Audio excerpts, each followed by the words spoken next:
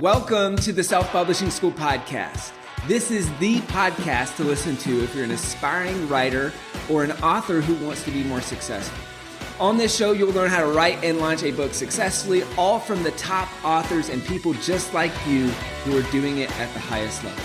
I'm your host, Chandler Bolt, the founder of Self-Publishing School, the author of the book called Published, and the CEO of selfpublishing.com. For free training on how to publish a book that sells 10,000 copies, go to selfpublishing.com/free training. Hey, Chandler Bolt here, and today I'm joined by James Clear. James is the author of the #1 New York Times bestseller, Atomic Habits. This book has sold over 4 million copies in less than 3 years. It's got to be one of the fastest selling books I've seen recently. Now, James and I met, years ago at an event and kind of became friends. And then I look up and this book is published and it sold 4 million copies. I looked on Amazon this morning, over 46,000 reviews on Amazon. It's just unbelievable. So I'm very excited to have James here. Today, we're going to be talking about a couple things. Number one, behind the scenes on this launch, how he sold so many books, all that stuff. But then also how you can use Atomic Habits to write and publish a great book. So James, welcome. Great to have you here. Hey, great to talk to you. Thanks for thinking of me. Hey, so you've been writing for years, obviously. You've got the newsletter, which we'll talk about later. But I mean, kind of been writing for years, and you had a couple, I think, ebooks before that. Why did you finally decide to write this book, Atomic Habits? It was sort of a natural evolution of what I was working on. So I started writing articles at jamesclear.com in November of 2012, and really, so right around the end of that year. And so for the first 3 years, I wrote a new article every Monday and Thursday. And that led to the growth of the audience and the growth of the email list. And there was also, as a writer, there were just a lot of things that I needed to do early on. Like I sort of needed that volume of work to figure out what I was going to write about. So I explored some different topics, and it turned out that habits and decision-making and strategy and creativity, the stuff that I write about now, those were the topics that people wanted to hear more about that I was also interested in. And then there were other things I wrote about, like strength training and how to squat more and medicine and healthcare and stuff like that, that did fine, but just people weren't as interested in. So I needed some time to find that kind of Venn diagram overlap of what I loved and what the audience loved.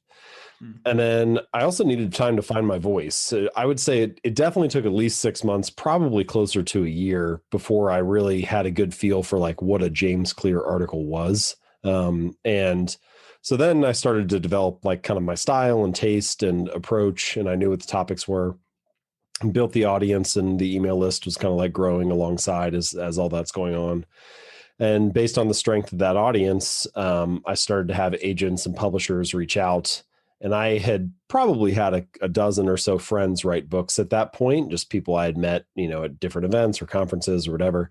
So I had a fair number of authors that I reached out to and just said, like, what was this process like? Was it worth it? What do you feel like you learned from it? And so I never really set out to be an author. I just sort of stumbled my way there. But I did have this funny thing happen as I worked on it more, which is I do like writing. I didn't plan on that, but the more that I did it, the more I published each week. I was like, I actually do enjoy this. So it sort of seemed like the natural next step in the evolution. And after those first 3 years, I signed a book deal with Penguin Random House, and then spent the next few years working on Atomic Habits. Nice. And so how did you figure out, I love that you said the Venn diagram of what you like writing about and what people enjoyed. Was that page views? Was that comments, engagement? I'm sure it was, some scientific, some just gut feel, but how did you ultimately kind of land on this topic? Yeah, it was a combination of like art and science, or, data and gut feel. Early on, I did have comments on the blog for the first year or two. I don't have them anymore. And, I don't know that too many people use comments the way they used to. But that was a little bit of feedback. Now I feel like most of the comments that you get are through Twitter or Instagram or, on social media in some way. So that qualitative response is still valuable. Probably the number one way that I get that, both previously and still to this day, is responses to the email newsletter, because I send out full articles through the email. And so, people read the whole thing and then they just click reply. And that gives me the best sense of it collectively. I can kind of have a gut feel for, okay, I mean, we could actually just count up the number of responses if we wanted to do that, but I don't usually. But you can tell, like, you send out an article and, 10 people reply or 100 people reply, and you're like, okay, one of these resonated a lot more. I did look at page views and, just Google Analytics data on, what's being shared and whatnot. That's a little tricky because, let's say, when I first started writing, after the first year, my email list was about 30,000 people. But then, after 3 years, it was like 200,000 people. So can you kind of, accurately compare page views there? Like, I'm sending it out to, 5x the size of the audience, or 8x. So that's tricky. It's also tricky because sometimes articles rank well in Google, and so then you're getting a bunch of traffic just because of SEO. So you need to parse through that a little bit. Maybe it's page views within the first week, or I don't know, page views per subscriber. You come up with some sort of metric like that. But but anyway, so yeah, I do look at the data, number of shares on Facebook or Twitter, things like that. And collectively, I think all of that stuff together gives you a pretty clear picture of which ones are your winners and which ones aren't. And early on, that was helpful for just deciding what topics I was going to focus on more. But even once like in my case, I know I'm going to write about habits a lot, or strategy, or things like that. Within that, I still have a question of, well, which ideas are good or not? I may have 35 articles on habits, but which ones are my top 10? Yeah. And that's really helpful to know that too, because then that helps inform what should go in the book or what you should lead with in the book. I always think you should lead with your best ideas. And so, it informs structure and choices like that. That makes sense. So you're writing for years, finding your voice, you get the publishing deal, then you're working on the book. What was the process of writing that book? I know a lot of people are fans of writing them kind of like as blog posts, like kind of leading up. And so, figuring out what's resonating. But I guess, what was your process? And then maybe two-parter of, like, how did you use the principles of atomic habits kind of in the writing process? Yeah, I will just answer the second part first. I like to write about stuff that I actually use in real life. Certainly it takes, what a concept. Yeah. I mean, certainly it takes work to come up with a decent theory, or, you can do a lot of research, but at the end of the day, anybody can have an opinion, and the ability to implement ideas, I think, is reality is a strong test for whether an idea is good or not. Because if it works in reality, we can't deny that if nothing else, it worked for you. And so I like that as a rubric, or as a measure for what I should be writing about. So, that's another reason I like things like habits, because I have to use the concepts in the gym to, stick to my weight training routine, or I have to use it as a writer to, finish the book. I mean, in a sense, Atomic Habits, some of the concepts are kind of proven just because the book exists, because I had to use them to finish the project. So, the main things that I do there are, there's a lot of stuff about, like, setting the environment. So, I talk a lot about priming the environment for the next action, or setting your environment up for success, so that it's easy for you to write or easy for you to work out, things like that. In my case, reading is a huge part of the writing process. So I'm, like, surrounded by books. Like, I have 1, 2, 3, 4, 5. I have 6 on my desk right now. No, I'm not reading 6 books at the same time, but the point is, I should never be far away from a good idea. And most of the time, they're not my ideas. I'm just kind of surrounded by, stuff, and I can leaf open a book or jump to a relevant section, find something that maybe inspires me or that I can build upon, or whatever. Having an automated way to get into the writing. Like, I used to do most of my writing in Evernote. Now I do most of it in Google Docs, but regardless of what tool you use, just having a good default where you just know where you're going to go when you sit down to write. And, I don't have to debate, like, what the process is going to look like. And then I would say, for me, the way I get first drafts done is that I'm sort of, let me explain this in a more broad way. So when I'm working on a book, the idea, the main concept, the theme of the book is always sitting in the back of my mind. So for Atomic Habits, of course, that was, how do we build a good habit or break a bad one? And I sort of sit with that idea for what most people would probably think like is an unreasonable amount of time, like 2 or 3 or 4 years. And I'm working on the book the whole time as I'm doing that. But what happens is that because that's always in the back of your mind that you're working on this book, it's sort of like I saw one writer describe it as it's kind of like this game of I Spy for like an adult where you're like, I spy the blue thing. And then everything that's blue in your life, it like lights up and takes on this different quality and you start to notice it.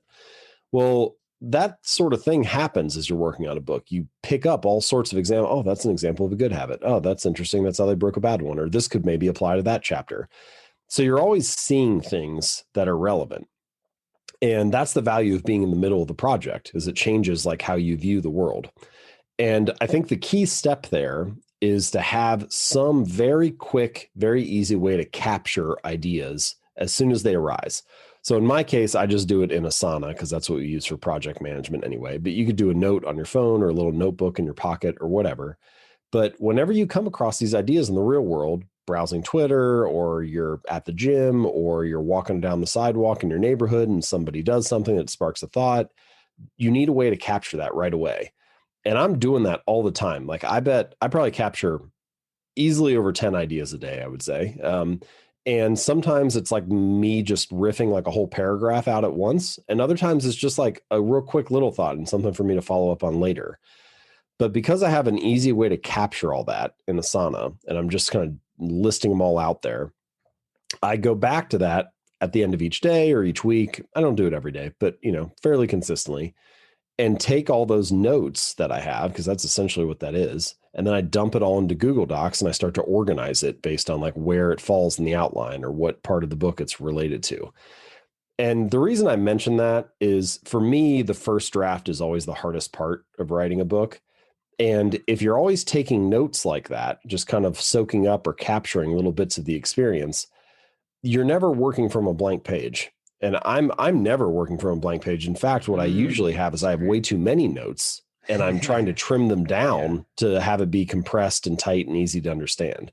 And that makes the writing process, I think, much different, because for me, most of writing a book is actually rewriting or compressing or editing the notes that I have. It's not generating a book from scratch.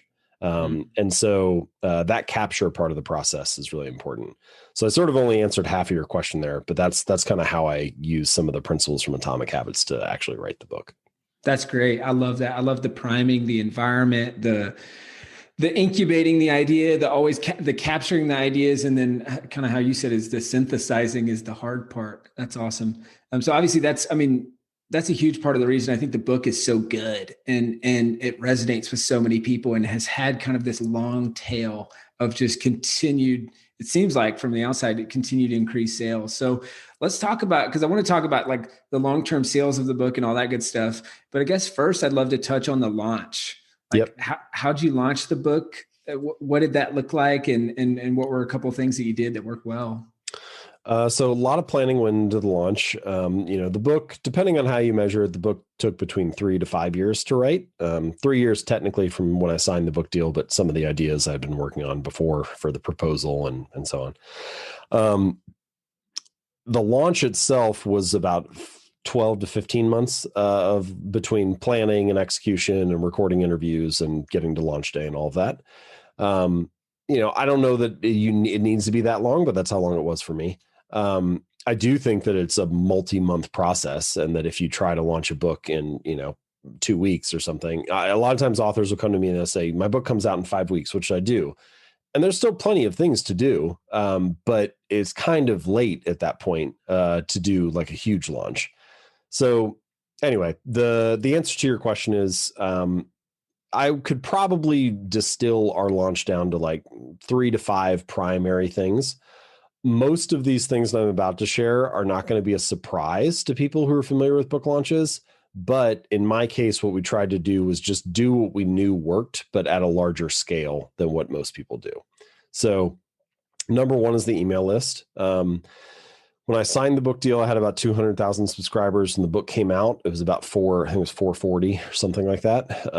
Now, after a couple more years and the success of the book, it's over 1 million. So I'm excited for the next launch because I think, we'll be even better positioned. But So the email list is a big part. Your own audience is going to drive more sales than anything else. I sent out the first announcement about the book came out 2 months before launch. Let's see, the book came 2.5 months before the book came out. So I said, book is available for pre-order. If you want to help, like the number one thing you can do is order it here. Then I just continue my regular articles. Once we got about 2 weeks before launch, I mentioned like we had a suite of bonus packages. So if you bought one book, you would get something. If you bought 3 books, if you bought 10 books, looking back on it now, I would probably skip that if I was going to do it again. It just didn't move the needle very much. In total, we probably sold like an extra 700 copies because of the bonuses, which, is nothing to sneeze at. Like it's great to have 700 than not, but it wasn't the type of thing that like, you went from selling 1,000 copies to 10,000 copies or something. Yeah. So it was a lot of work for the bonuses, and I don't think it had the payoff we were hoping for. So then once the bonuses were announced, we actually got to launch week, and I sent 4 emails during launch week. I sent an excerpt on Monday, just said, hey, this is a free excerpt from the book. It comes out tomorrow. Tuesday was launch day. So the second thing that I would layer on to the email portion is doing some kind of mainstream media. In my case, I went on CBS this morning and did an interview on there. It was about 5 or 6 minutes. Not everybody can secure a spot on television or something like that, but I do think it's valuable to have some sort of high quality video clip, ideally from national media. And if you can do that, what we were able to do is I did the interview that morning on Tuesday at like 8. They take that clip and they put it on their YouTube channel at like 9. And then I took that video and sent it out to my audience at like 10 in the email. And, it said, the book is out today. I was just on CBS talking about it. Here's the clip. You can buy it here, blah, blah, blah. And that was our best performing email of launch week. I think having some kind of national media segment just makes it feel like a thing. It's not like, a guy is just launching his book. It's like, this is, some kind of event. Yeah. So that helped a lot. Then Wednesday was off. And then Thursday I sent another excerpt from the book. And then Friday, it was like last call, launch week is ending. The bonuses are ending, that kind of thing. So that was the email side. Then we had the major media piece. The other big push was podcasts, which again, I'm sure, not a surprise to most people, but I had 75 podcasts that I had done interviews for, recorded, and asked to release during launch week. And all of those came out like roughly within, the 10 days around when the book came out. Over the course of the next 6 months, I did 200 interviews in total. So it was like a pretty big scale of podcast recordings and stuff. So email newsletter, mainstream media, podcast. And then I don't know if I was going to pick something else, I would probably say sending influencer copies. But the catch with that is I feel like it's done poorly most of the time. Like I get all kinds of books sent to me and don't have the time or space to read most of them, didn't ask for most of them or know they were coming. So in my case, I reached out to everybody beforehand and said, here's a primer on the book. I would love to send you a copy if you're interested. If you are, then please, send your address back. And we only sent books to people who opted in and asked for one to be sent to them. Nice. And, I think because of that, everybody who got one was excited to get it and was much more likely to read it. We actually did not ask people to share it. I didn't tell them, hey, please share this on Twitter or Instagram or whatever, but many of them did. And so, my thought was just like, I just want to get the book in the hands of like people who will genuinely enjoy it and want it and who have an audience that, it could potentially benefit. And then you just sort of think, hopefully the quality of the book will do the rest. So those are the main things that we did for launch. Awesome. I like that. And I like that it's not a quid pro quo approach or whatever, but it's like, it's a double opt-in and you're sending it and saying, hey, hope you love it. and just the natural reciprocity and sharing that happens from that. I mean, you obviously saw that play out. So post launch, I mean, the book sold over 4 million copies in the last, or in less than 3 years. It's, I mean, on top of the New, or on the New York Times and Wall Street Journal and whatever list. I feel like pretty much every time I look, it's on there. And so it just keeps selling and selling and selling. Can you put your finger, like, why do you think this book has done so well? Is there anything you've done post launch that's helped with sales? Well, there's some continual marketing stuff that's always happening. So, I send out my email newsletter every week and, try to provide a ton of value. And all of those emails have links to the book in them, at the bottom or whatever, it's a soft sell, but it's always there. My website gets a lot of visitors and there are links to the book, on that page and stuff, social media and so on. So there's always kind of some low level marketing stuff going on. But none of that is going to drive some massive spike, but it's always running in the background. So I just mentioned that to say, like, it's not like we're not doing anything. But I think the primary thing, I mean, most books, to be honest, the potential for most books is probably already decided before you've written the first draft. And the reason is because you need to think very carefully about the topic that you select. And, the example I give is like Atomic Habits has a chapter in it later where I talk about deliberate practice. Now, it could have been a book about deliberate practice where I talked about habits. But instead, it was a book about habits where I talk about deliberate practice. And I think the difference in how those two books would sell is enormous, because just by virtue of growing up in society and being a part of culture, you sort of know that having good habits is favorable and having bad habits is unfavorable. And I don't really need to explain to you like why that's a valuable thing or something that, you would desire or want. Deliberate practice, if you're not familiar with the concept, like it takes 30 seconds to unpack it. And the truth is you don't get 30 seconds. Like I always try to think about my book needs to sell itself. If somebody is looking at it, I'm not there. I can't explain it to them. They've never heard my name. They have no context or familiarity with my work. And even if that total stranger is looking, they need to be able to look at what I call the frame of the book, which would be the title, the subtitle, the cover, essentially everything you would see on the cover. Yeah. And that needs to be enough for them to be like, okay, I get why people would read that. Like not every person in the world is going to read your book or want to buy it or be interested, which is fine, but they should be able to look at that frame and understand what that desire is and why people would want to read it. It should be pretty explicit and clear right away. And I do think Atomic Habits does that well. I think that, habits is a topic that there are many books on and that there are multiple bestsellers on, and people like already have a desire for it. When you're choosing what to write about, when you're choosing the topic for your book, I don't think you want to be convincing people that they should pay attention to it. Instead, you want to convince them that your book is the best on something they already pay attention to.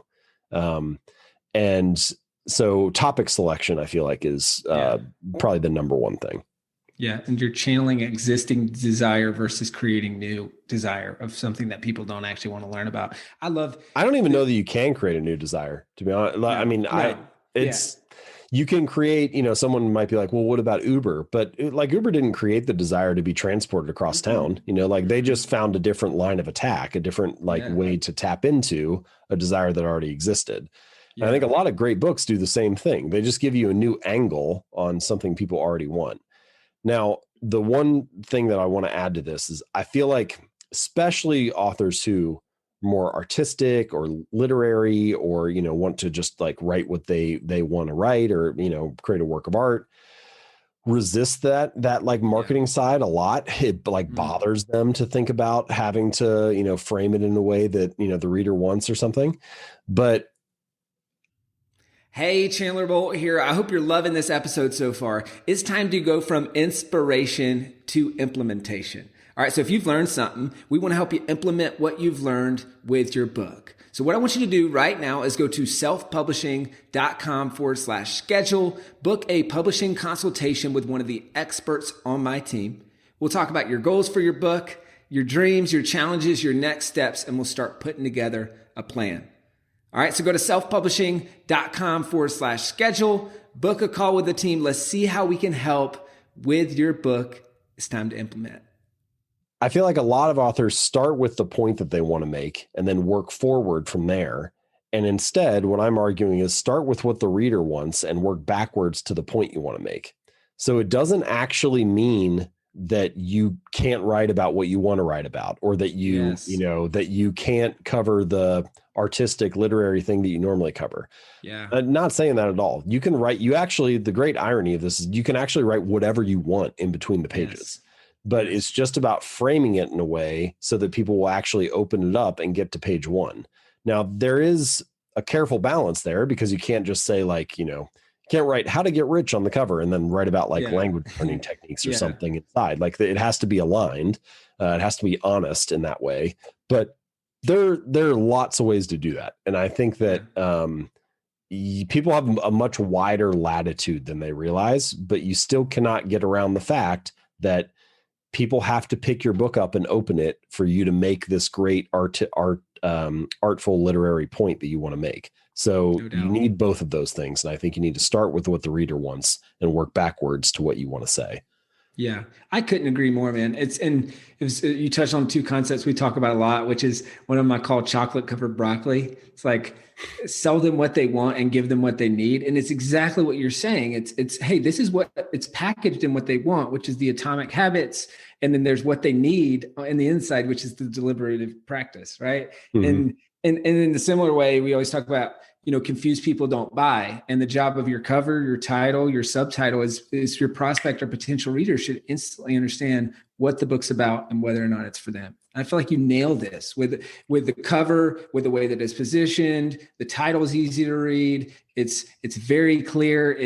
And confused people don't buy, right? So people glance at that cover. They either pick it up off the shelf or click into the Amazon listing. I think it works really, really well. Hey, I want to shift gears a little bit. On a similar note, I guess to 46,000 reviews on Amazon. I mean, that's crazy. Anything that you've done that's worked well for reviews?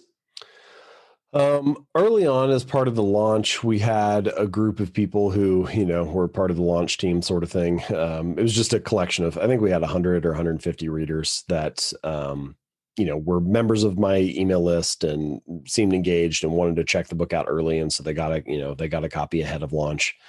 And then on launch day or launch week, we asked them to leave reviews. And so that kind of helped seed things. At this point, the book's sold millions of copies. So relative to total sales, 46,000 is, it'd be interesting to compare it to, a book that has sold, say, 50,000 copies and how many reviews that has. Like, it might be the case that it just kind of tracks linearly and the main answer is just scale. But yeah, so we did that early on, and I think that definitely helped. That's probably the main thing I can say in terms of reviews, because the calls to action inside the book drive people to the email list. And so my point is we're not trying to drive reviews in that way or something, or we don't ask for it like at the end of the book or something like that. Although you could, I see. But yeah, so that's probably the main thing. Got it. Okay. You talked about the email list just now, and you've mentioned that multiple times. And I think a lot of times for people, it's the chicken or the egg. It's like, do I build this email list and audience and then publish a book? Do I publish a book and build an email list? I mean, you've done both in a sense. Like, you built a solid email list and then the book has accelerated your email list. So any practical tips for folks on growing an email list, and then I guess especially using a book to grow an email list? So there are a lot of ways to win. I think you can do it either way. And I have examples of friends who started with a book and didn't have an audience, and then essentially used their book launch as the catalyst to build a list. And then on my side, I focused on audience growth, for years before launching the book. So both ways can work.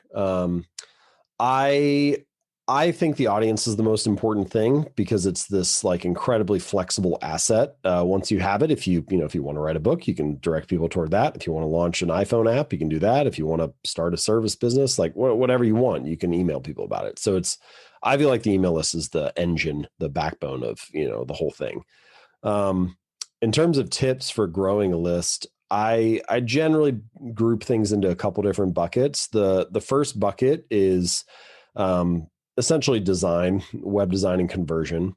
It doesn't matter if you're getting 1 million visitors to your website. If you don't have a design that is capturing some of that attention or, like securing new subscribers, then it's kind of like a leaky bucket and just, the water's just all flowing through. So I do think that's a good place to start because the design is a sort of a one-time cost. I mean, you do want to revisit it occasionally, but once you get a setup that's converting fairly well, you can leave that design there for years. I had basically the same design for the first 6 years of the website, and I just updated it recently, and we'll probably keep this one for a few years. So it's a nice thing to do and get dialed in and get the forms in the right place and get conversion going, because once you do that, it's kind of like you paid this upfront cost and it works for you every minute after that. So I think it's very high leverage. You're welcome to look at my site, jamesclear.com, and just see how I lay it out, where I put the forms and why. And I think that's a good, template for people who are looking for a place to start. The most obvious things to do are to have your homepage have that, it's called the hero section, right there above the fold, just the first thing that people see when they come to the homepage. It should be an email form with a very clear explanation of why they should sign up and what they're going to get. And again, you can see how I do all that. The pages that are going to get the most traffic are your individual articles. I'm assuming you're having a blog here. You don't have to. You could just have something different. But anyway, so optimizing those pages as well, the individual article pages is important. I always have a separate page for my newsletter. So jamesclear.com/newsletter, or in my case, jamesclear.com/321, which is the name of my newsletter. Because that is a link that I can share at the end of interviews or at the end of, an article that I write, or if somebody's featuring me in a profile and they want to link to my site, they can include it. And the nice thing about that is if somebody already has consumed content from you elsewhere, you usually can just direct them straight to the sign up page. They don't need to go to your website and browse it and learn more. They're actually ready to sign up. So anyway, those are just a few things on the conversion side. The rule of thumb that I like to keep in mind is 2%. So if 2% of your visitors are converting to the email list, then or more, then you're usually in a pretty good spot. So for every 100, this is just total visitors over total new subscribers. So let's say 100,000 people came to your website next month.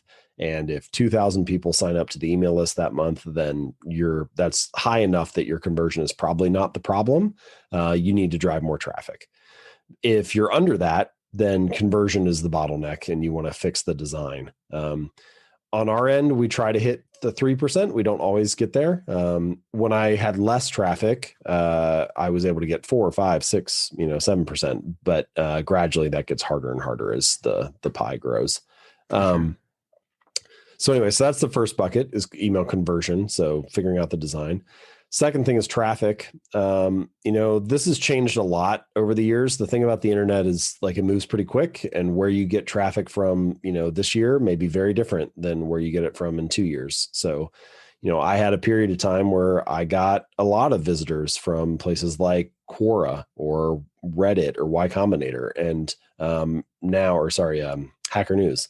And now, I don't really get any traffic from Quora. So it's very different. I think one of the most effective things we've seen recently, although again, I'm sure this will change in a year or two, is using Twitter and Instagram to drive email subscribers. So share some free content on there, do that pretty consistently, build the audience up, get more followers, and then maybe once a week or once every 2 weeks, mention the email newsletter in a post and drive people back to that sign up page. And then, of course, Google is probably the one persistent form of traffic. So SEO and just kind of optimizing your articles so that they rank well in Google has been very fruitful for us as well. So conversion and traffic are probably the two big pillars that I look at when it comes to building an email list. Awesome. So helpful, man. Hey, we're coming up at time here. So I've got a couple of quick final questions. First one, this is a big question, probably bigger than we have time for, but You created the Clear Habit Journal, and it looks like maybe even before Atomic Habits, it looks like it's sold decently well. 777 reviews on Amazon as of today. Habit journals are planners companion to books. Recommend it or not? And has that sold decently well? Yeah, it's done decently well. It hasn't, comparing it to Atomic Habits feels probably unfair. Yeah, for sure. But it came out after Atomic Habits. The book launched in October. The journal came out in December. And so my hope was to kind of capitalize on that sort of new year energy and, give the book like a second wind, give the Atomic Habits a second wind. Cause like now you can get the book and the journal. Yeah, I've been happy with the project for what it is. I think here's my hesitation, which is books in any form of creative media, books, movies, music, whatever, tweets even, are a power law game. And so almost all the returns, in other words, all the sales in this case, in the case of books and notebooks, go to the people who are in the top 1%. And then even within that 1%, it's like the top 1% of the 1%. So it's very skewed distribution. And so what that means is that it's a hit driven industry. And I think a lot of notebooks and follow-on products like that are exactly that. They're follow-on products. They're trying to like kind of ride the wave of the thing that you produced before. And that's okay, but they're almost never going to be a hit in their own right. And so it's a little bit self-defeating in that sense, because what you really want to do is you want to create the next hit. And so, the question is not like, how can I create this follow-on product? It's like, how can I make the next Hamilton or, the next, like, how can I create the next thing that's going to be this huge splash? Now, different people have different objectives. Like maybe you want to round out your product portfolio or just have another revenue stream. Maybe it's something your readers have been asking for, which is what it was in my case. And you just wanted to offer that product to them because a lot of people would find it useful. So there are plenty of good reasons to do it. I just, it's not the kind of thing that's going to like radically transform your author career. Yeah, for sure. Well, James, has been awesome, man. Knowing what you know now, what would be your parting piece of advice for the James from years ago before you wrote this book and the other Jameses out there that are thinking about and about to write their first book? Well, I remember when I started in 2012, I thought I was too late. I thought all the big blogs had already been started. It seemed like most of the good topics had already been chosen. And so there weren't that many ideas and I was kind of late to the game. All the stars had already risen. And I can imagine if I was like 10 years younger or something right now, and I was listening to an interview like this, and here's this guy who has this book that's selling well, and he's got 1 million email subscribers, I would probably be thinking that again. I would probably think, oh, it's too late, But the truth is the next person who's going to build a 1 million person email list is starting somewhere right now. And I find that super inspiring and exciting. The internet is in something like the second inning right now. I mean, it's very early. There's, another billion people coming online through devices and wireless and broadband and all this other stuff. The next, there's a massive tailwind that's going to be coming and staying for the next 10 years or 20 years or longer. And, the example I always give is like, I actually don't know anybody whose email list is getting smaller. They're growing at different rates. Maybe you're only adding 1 subscriber a month or something. Like they could be growing very slowly, but I don't know anybody who's shrinking. And the reason that is true is because there's this massive tailwind. There's just this huge, this rising tide raises all boats. And so for me, it's like as exciting of a time as it's ever been to be someone who creates ideas and shares them online, whether that's an author or a podcaster or YouTuber, whatever it is you're excited about. This is the time to start. And so I think that would be the number one thing I would say is it's not too late. Stay focused, get started, and just try to do the best work you can. So good. When's your next book come out? My publisher would love to know as well. The first one, like I said, took me multiple years. This one, hopefully I will have learned some lessons and be able to put it out a little more quickly, but I'm about a year in and I still got a long way to go. So we'll see, but I'm going to keep showing up each day. Cool. Well, I can't wait to hear more about that and maybe even bring you back and we'll talk about the next one. James, this has been awesome, man. Where can people go to buy your book, to subscribe to the newsletter. What we didn't talk about is like, this is a prolific newsletter. So like one way to grow email subscribers is to have a newsletter that everyone talks about and shares with their friends. So, and where can people go to subscribe for that and check out what you're up to? Yeah, if you want to check out the book, it's called Atomic Habits, and you can get it at atomichabits.com. And then the newsletter is called 321. And each week I send out one message on Thursday that has 3 short ideas from me, 2 quotes from other people, and 1 question to think about for the week. And it's real quick. You can read it in 2 or 3 minutes. Over 1 million people subscribe. And so if you go to jamesclear.com and click on newsletter, you can check that out, see the articles I've written, just kind of browse and see what's interesting to you. Awesome. James, thanks so much, man. Of course. Thank you. Thank you so much for watching or listening to this episode of the Self-Publishing School podcast. I know there's so many places that you can be spending your time. There's other podcasts that you could be listening to, YouTube channels that you could be watching. So thank you so much. It means the world. Now, I want you to do 3 things right now if you found this episode helpful. All right, number 1, I don't know if you know this, but we've got a YouTube channel. It's a companion channel to this podcast. All the video versions of the episode are on the YouTube channel. So number 1, subscribe to the YouTube channel. Number 2, if you're listening to this podcast wherever, whether this is Spotify, Apple Podcasts, number 2, I want you to subscribe to this podcast right now so you don't miss a future episode. And then number 3, this is probably the most important, leave a review on the podcast. All right, reviews are super important and help this podcast get discovered by other people. So number 3, leave a review on the podcast. Thank you so much. I'll see you in the next episode. If you're on the fence about scheduling a publishing consultation call with my team, maybe you're not quite ready for that, I've got some free training that I think will be really helpful for you. All right, all you have to do is go to register to sign up. Go to selfpublishing.com/free training. When you do, you're also going to get a free digital copy of my new book, Published. And on that training, you're going to learn the next steps, so how to implement with your book. So how to write, how to publish, how to launch successfully. So go to register right now at selfpublishing.com/free training. I'll see you there.